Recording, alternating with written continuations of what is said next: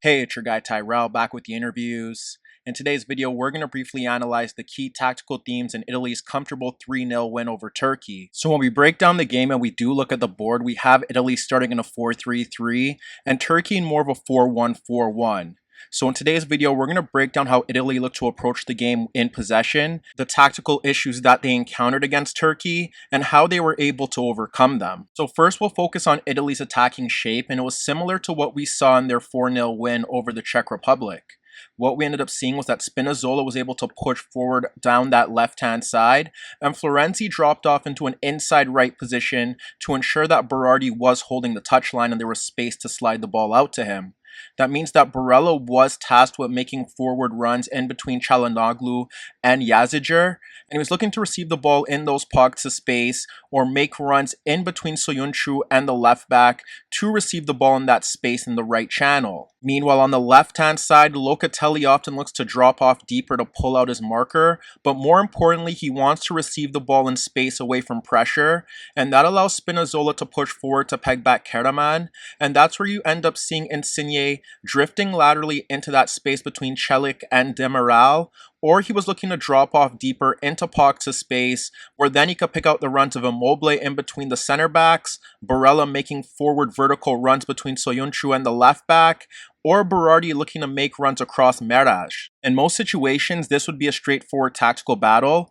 You would have Yilmaz looking to press the center backs, or he would look to sit on towards Jorginho, and that would allow Tufan and Yazicer to push towards Locatelli and Barella, while Yokuşlu could track the movement of Insigne or Berardi in between the lines, or he could look to deal with Immobile if the center backs didn't step with the forward. That would leave Karaman and Çalhanoğlu to deal with the movement of Spinazzola and Florenzi, and ultimately you could see Çalhanoğlu dropping off deeper to help out with Barella and Berardi because Florenzi wasn't looking to push forward initially. That leaves Celik with Insigne, and then you could have the Turkish center backs dealing with Immobile. However, what we ended up seeing from this Turkish side was that they were looking to ensure that Jorginho and Locatelli couldn't get on the ball, and what they ended up doing was that they had Yilmaz sitting on Jorginho, and when Locatelli looked to drop off deeper, you would see Yazicer stepping forward to help out the center forward with the press. That would allow Chiellini and Bonucci time to push forward, and ultimately that would see Yilmaz at times stepping towards Bonucci,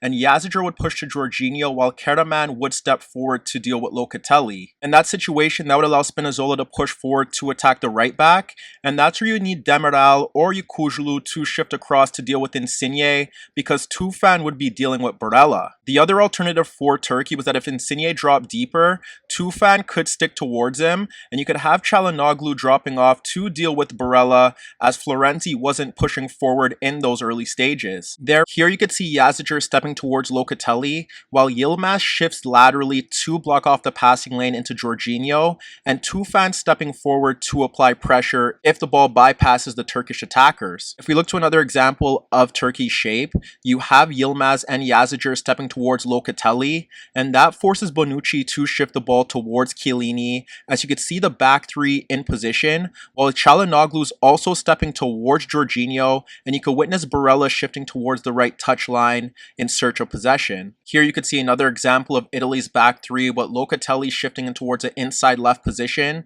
but Yazicer is just ahead of him, and Yilmaz is tight on Jorginho to force the ball back towards the Italy backline. This time we witness Yazicer stepping towards Jorginho, Tufan pushing towards Locatelli, and that's where you see Çalhanoğlu, who doesn't have to step towards Florenzi because he's in a deeper position, dropping towards Barella, whereas Yokuşlu sticks tight on Insigne, who's dropping away from Celik to get on the ball. Therefore, when you focus on how Italy were able to get into attacking positions, it stemmed from similar themes in previous games. Insigne dropping off deeper into pockets of space to look out the runs of Immobile, Barella, or Berardi, or Barella looking to make forward runs into attacking positions. The other alternative that they had was to have Spinazzola pushing forward, but Karaman did a very good job of tracking his movement to limit his overall threat down the left-hand side. Meanwhile, the only tactical tweak that we witnessed from Mancini was the movement of Berardi and Barella. with Çalhanoğlu looking to push forward to step towards Florenzi,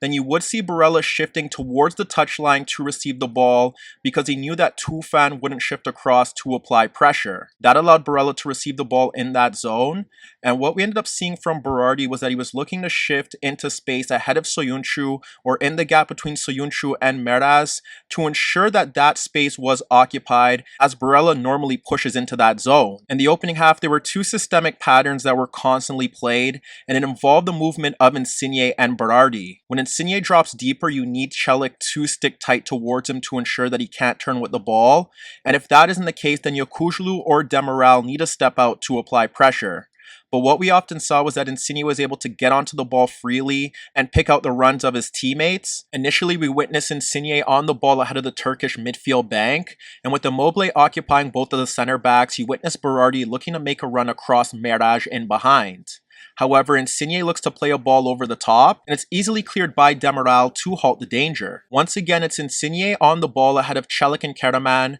but focus on Berardi positioning himself ahead of the penalty area, ahead of the Turkish backline, and Yokuşlu isn't stepping towards him.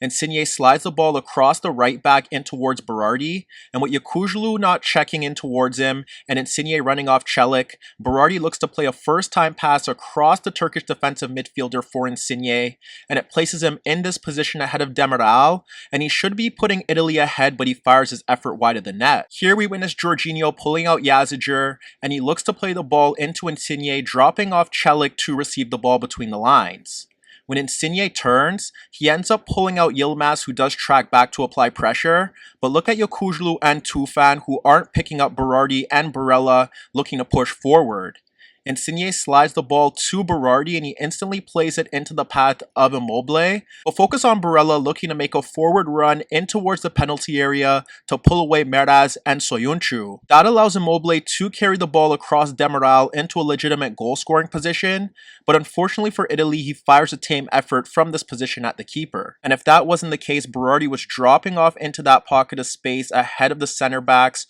or Soyuncu and Meraz, and he was looking to make runs into left half space beyond Celik and Karaman to receive the ball. Towards the end of the opening half, you have Jorginho receiving the ball ahead of the midfield bank, and that's where you see Berardi in between Tufan and Çalhanoğlu looking to make a run into left half space as no one is tracking his movement and Yokuşlu is ball watching. However, when Jorginho clips the ball over the top into the path of Berardi, Demiral does well to track the run, and Berardi ultimately fails to connect with his first-time volleyed attempt. Here we witness Insigne on the ball ahead of Celik and Karaman, but focus on Berardi making a lateral movement across the center backs who are occupied by Immobile and in behind Yokuşlu into the left half space. Insigne ends up splitting Karaman and Celik to place Berardi in this position in left half space towards the byline, and when you look at the penalty area, there are several Turkish defenders near Immobile, but Berardi does well to clip the ball over Soyuncu for Immobile, who's forced to backtrack to not a tame effort inches wide of the net. As the first half continued, Florenzi began to push forward into advanced positions, but Turkey were comfortable in dealing with that threat on that side. Çalhanoğlu, Meraz, and Tufan were able to get across to ensure that combination plays didn't result into high quality chances. And with Florenzi pushing forward, that did create space now in both channels for Yilmaz to break into, but unfortunately for Turkey, he was often caught offside, and when he broke into those advanced zones in the wider areas, he was unable to test Donnarumma or create chances for his teammates to test the goalkeeper. Therefore, when we shift to the second half, both managers did make direct substitutions. We witnessed Lorenzo come on for Florenzi, and he was looking to push forward down that right-hand channel, making overlapping and underlapping runs to try and get involved. And on that same flank, we witnessed Under come on for Yaziger, and that was also a direct attacking player that was able to run at the Italian right back. So where Turkey's defensive approach was fairly effective in that opening half, in the second half, they threw away the game through systemic midfield breakdowns that allowed the Italians to find Barella in acres of space between the lines, and he was able to create 2v1s with Berardi, and from those positions, Italy were able to convert their chances. In the build-up to Italy's winner, Chiellini looks to split Çalhanoğlu stepping towards Jorginho and Karaman near Spinazzola for Locatelli, and Çalhanoğlu's calling for Yokuşlu to step forward. When Locatelli receives the ball, he's not closed down tightly by Çalhanoğlu, Karaman, or Yokuşlu, and it allows Locatelli to split Tufan and Yokuşlu for Barella unmarked between the lines. When Barella receives the ball, Soyuncu does step forward to apply pressure, but with Meras caught narrow and in a bad position, it allows Barella to slide the ball out to an unmarked Berardi to create a 1v1 in right half space. The issue that Turkey do encounter here is that Meras slips, and it allows Berardi to carry the ball towards the byline, and he fizzes a powerful effort off Demiral into the net. In the build-up to Italy's second goal, you witness Insigne and Locatelli ahead of two Turkish midfielders, and you witness the back line dropping off to deal with Immobile, Spinazzola, and Berardi. The big issue with this picture is that Barella is in acres of space between the lines, and it allows Insigne to shift the ball out to him to create a 2v1. That results in Barella carrying the ball towards the Turkish penalty area to pull out the left back, and you can see the 2v1 on full display as Barella looks to slide the ball to Berardi in right half space, and the only way for Turkey to deal with this threat is by having Soyuncu come across to cover. However, even in that instance, Meras does a very good job of tracking back, and when you look at Berardi clipping the ball towards the back post, you witness Insigne and Immobile occupied, and it eventually results in Immobile's second goal. So as you can see, despite a few positional tweaks to their tactical approach, Italy remained reliant on Insigne's creativity from deeper positions and Barella's vertical runs between the lines to exploit Turkey's structural breakdowns and what proved to be a straightforward result for Roberto Mancini's men.